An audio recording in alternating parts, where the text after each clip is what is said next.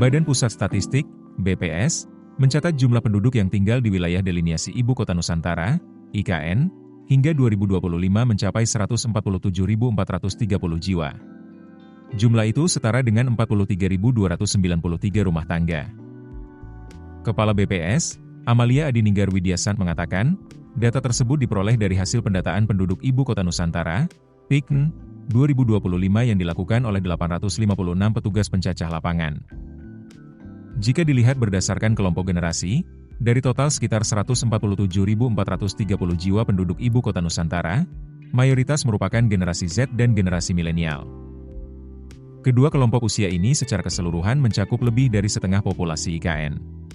Komposisi tersebut mencerminkan besarnya potensi penduduk usia produktif yang dimiliki IKN untuk menopang pembangunan kota baru yang modern, dinamis, dan berorientasi pada pertumbuhan jangka panjang. Dari sisi sebaran wilayah, konsentrasi penduduk tertinggi berada di Desa Samboja Kuala, Desa Muara Jawa Ulu, Desa Muara Jawa Pesisir, dan Desa Telemowu. Kepadatan penduduk di wilayah tersebut tercatat lebih dari 400 jiwa per kilometer persegi. Kawasan itu menjadi pusat aktivitas penduduk dan dinilai dapat menjadi prioritas dalam penyediaan layanan dasar serta pembangunan infrastruktur IKN ke depan. Berdasarkan kelompok umur, penduduk IKN pada 2025 didominasi oleh usia produktif antara 15-64 tahun dengan proporsi mencapai 67,91%. Dengan komposisi tersebut, rasio ketergantungan penduduk IKN tercatat sebesar 47,25. Artinya, setiap 100 penduduk usia produktif menanggung sekitar 47-48 penduduk usia non-produktif. Angka rasio ketergantungan yang berada di bawah 50 ini menunjukkan bahwa IKN berada dalam fase bonus demografi, di mana jumlah penduduk usia produktif lebih besar dibandingkan penduduk usia non-produktif. Dari sisi jenis kelamin, jumlah penduduk laki-laki di IKN tercatat lebih banyak dibandingkan perempuan. Kondisi ini diduga dipengaruhi oleh masih banyaknya pekerja konstruksi dan pembangunan yang datang ke wilayah IKN. Untuk indikator fertilitas, total fertility rate, TFR, di IKN pada 2025 tercatat sebesar 2,14.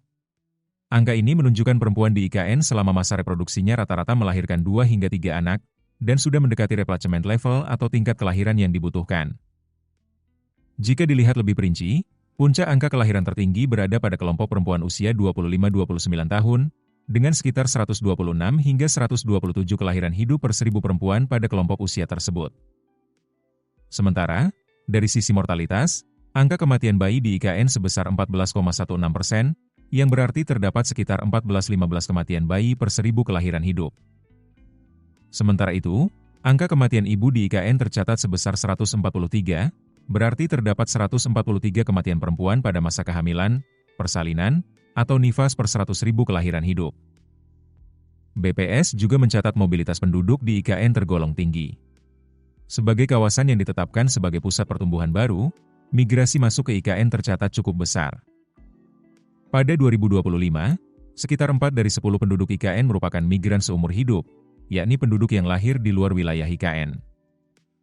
Selain itu, sekitar 6% penduduk IKN merupakan migran recent, yaitu penduduk yang 5 tahun lalu masih tinggal di luar wilayah IKN dan baru pindah ke kawasan IKN dalam kurun waktu kurang dari 5 tahun. Berdasarkan daerah asal, migran seumur hidup di IKN paling banyak berasal dari Sulawesi Selatan dan Jawa Timur.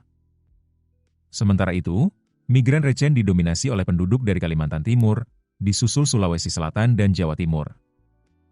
Dari sisi pendidikan, BPS mencatat hampir 7% penduduk IKN pada 2025 telah menamatkan pendidikan hingga jenjang perguruan tinggi. Dalam aspek penggunaan bahasa, hampir 20% penduduk usia 5 tahun ke atas masih menggunakan bahasa daerah dalam komunikasi sehari-hari, baik di lingkungan keluarga maupun masyarakat. Untuk kondisi perumahan, mayoritas rumah tangga di IKN tercatat menggunakan atap seng, dengan proporsi mencapai 89,54%. Penggunaan lantai keramik sebesar 46,89%, sementara rumah tangga dengan dinding tembok menyentuh 60,34%. Download aplikasi Kontan sekarang di App Store atau Play Store. Keputusan bisnis terbaik datang dari data, bukan tebakan. Mudah berlangganan Business Insight dengan subscribe with Google.